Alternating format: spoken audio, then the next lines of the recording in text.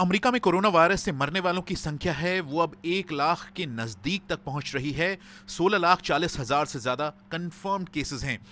और ऐसे हालात में चीन और अमेरिका के बीच रिश्ते कैसे हैं, इसका इशारा एक बार फिर मिला है, जिस तरह से दोनों देशों की तरफ से बयान आ रहे हैं। चीन ने कहा है कि अमेरिका चीन को बदलने की कोशिश छोड़ दे और दोनों देशों को एक नए शीत युद्ध की तरफ न ले जाए। चीन के विदेश मंत्री वांग यी ने कहा है मीडिया रिपोर्ट्स के मुताबिक कि चीन का खुद को बदलने का और अमेरिका की जगह लेने का कोई इरादा नहीं है। उधर अमेरिका की ओर से यहाँ के जो राष्ट्रीय सुरक्षा सलाहकार हैं रॉबर्ट ओब्रायन, उन्होंने इंटरव्यूज में कहा, एक बार फिर चीन पर आरोप लगाया है कि उसने कोरोना वायरस को लेकर जानकारी को छिपाया और उन्होंने जिस तरह से चीन की हैंडलिंग रही है कोरोना वायरस को लेकर, उसकी तुलना उन्होंने चेरनोबिल से की है। और उन्होंने कहा है कि अमेरिका कोरोना वायरस की जो वैक्सीन है उसे चीन से पहले बनाएगा। चीन हमेशा से आरोपों से इनकार करता रहा, इन आरोपों से कि उसने इस वायरस को लेकर कोई भी जानकारी है उसे छिपाया, और उसने कहा है कि उसने दुनिया के साथ शेयर किया है हर जानकारी को। लेकिन हम देख रहे हैं कि अमेरिका और चीन के बीच जो रिश्ते हैं वो लगातार खराब हो रहे हैं, चाहे वो व्यापार का मुद्दा हो, टेक्नोलॉजी का मुद्दा हो या फिर इंटेलेक्चुअल प्रॉपर्टी राइट्स की बात हो। हांगकांग में जो एक नया सिक्योरिटी कानून लाने की बात हो रही है चीन की ओर से, उसको लेकर भी यहाँ पर चीन की काफ़ी आलोचना की जा रही है और चीन और हांगकांग पर सैंक्शंस या प्रतिबंध लाने की बात भी यहाँ पर की जा रही है।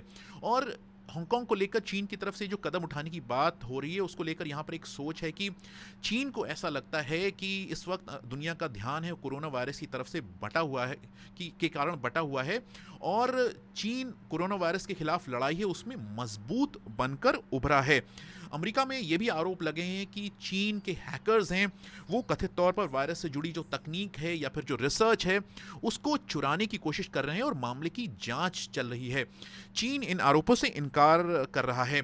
उधर साल 2017 में जब राष्ट्रपति ट्रंप का जो नेशनल सिक्योरिटी स्ट्रैटेजी डॉक्यूमेंट आया था उसमें चीन का जिक्र 33 बार किया गया था, और इस डॉक्यूमेंट में यह भी कहा गया था कि चीन और रूस अमेरिका की शक्ति है, इन्फ्लुएंस है और उसके जो इंटरेस्ट हैं उसे चुनौती दे रहे हैं। दोनों देशों के बीच यानी अमेरिका और चीन के बीच जो व्यापार समझौता साइन हुआ था उसके बाद ऐसा लगा कि रिश्ते बेहतर हो रहे हैं, लेकिन कोरोना वायरस के जो क्राइसिस उसके बाद जो स्थिति उभरी है उसके बाद से रिश्ते लगातार खराब हुए हैं। और इस क्राइसिस के दौरान अमेरिका में यह लगातार पूछा जाता रहा है कि चाहे फेस मास्क हो या फिर वेंटिलेटर्स हो, हर बार अमेरिका को चीन की तरफ क्यों देखना पड़ता है। और ये एक राष्ट्रीय सुरक्षा का मामला है और चीन पर जो निर्भरता है अमेरिका की वो खत्म होनी चाहिए। और अमेरिकी कंपनियां हैं जिन्होंने चीन में जाके वहाँ की तकनीक में इन्वेस्ट किया है, निवेश किया है, उन्हें अमेरिका की जो मैन्युफैक्चरिंग है उसमें निवेश करना चाहिए। यहाँ के 2 राज्य हैं मिजोरी और मिसिसिपी, वो चीन से हट जाने की मांग लेकर अदालत भी गए हैं जिस तरह से कोरोना वायरस के कारण यहाँ पर जान और माल का नुकसान हुआ है। चीन ने इस हट जाने की मांग को बेतुका बताया है।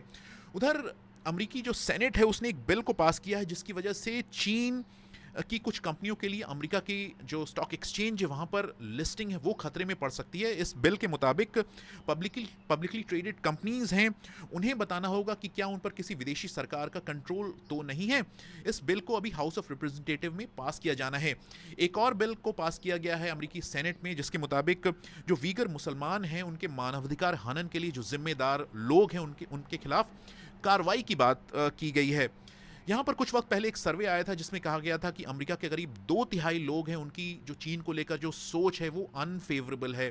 और इस सर्वे में ये भी कहा गया कि अमेरिका में 10 में से 9 एडल्ट्स हैं वो चीन की शक्ति और उसका जो असर है, इन्फ्लुएंस है, उसको खतरे की तरह देखते हैं। और करीब 62% लोग हैं वो बड़े खतरे की तरह देखते हैं चीन के असर को या फिर उसकी शक्ति को। विनीत खरे, BBC, वॉशिंगटन DC।